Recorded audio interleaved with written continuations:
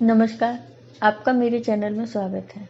आज मैं आपको धनतेरस की कथा सुनाने जा रही हूँ। एक समय भगवान विष्णु मृत्युलोक में विचरण करने के लिए जा रहे थे। तब लक्ष्मी जी ने उनसे कहा, प्रभु, मैं भी आपके साथ पृथ्वीलोक पर चलूंगी।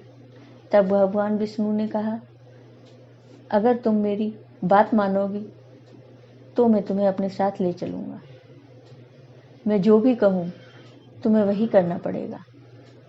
तब लक्ष्मी जी ने कहा, ठीक है प्रभु, मैं वही करूंगी जो आप कहोगे। तब भगवान विष्णु के साथ लक्ष्मी जी भी भूमंडल पर आ गईं। कुछ देर बाद एक जगह पहुंचकर भगवान विष्णु ने लक्ष्मी जी से कहा कि मैं दक्षिण दिशा में जा रहा हूँ और मैं तुमसे न कहूँ तब तक तुम उधर मत आना। तुम यहीं पर ठहरो और मेरा इंतजार करना। विष्णु जी दक्षिण दिशा की ओर चले गए। लक्ष्मी जी ने मन में सोचा कि दक्षिण दिशा में ऐसा क्या है जो भगवान ने मुझे उधर जाने से मना कर दिया है, और भगवान स्वयं वहां चले गए हैं। लक्ष्मी जी से रहा नहीं गया और वह भगवान विष्णु के पीछे पीछे दक्षिण दिशा की ओर चली गई। दक्षिण दिशा की ओर चलते चलते उन्हें एक सरसों का खेत दिखाई दिया जिसमें खूब फूल लगे थे। सरसों के फूलों को देखकर लक्ष्मी जी मंत्रमुग्ध हो गईं और फूल तोड़कर अपना श्रृंगार करने लगी। श्रृंगार करने के बाद लक्ष्मी जी आगे बढ़ी। आगे जाने पर उन्हें एक गन्ने का खेत मिला, तो लक्ष्मी जी ने गन्ना तोड़ लिया और तोड़कर गन्ना खाने लगे।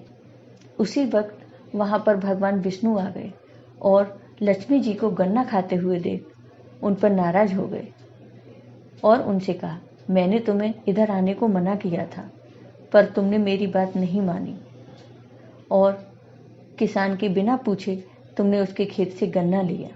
तुमने ये अपराध किया है।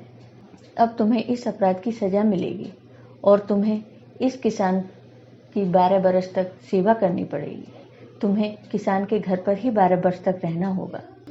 ऐसा कहकर भगवान विष्णु माँ लक्ष्मी को उस किसान के घर छोड़कर अपने लोक चले गए। तब लक्ष्मी जी उस गरीब किसान के घर पर रहने लगी। एक दिन लक्ष्मी जी ने उस किसान की पत्नी से कहा कि तुम स्नान कर पहले मेरी बनाई गई इस देवी लक्ष्मी का पूजन करो, फिर खाना बनाना, तो तुम्हें जो भी मांगोगी वह सब मिलेगा।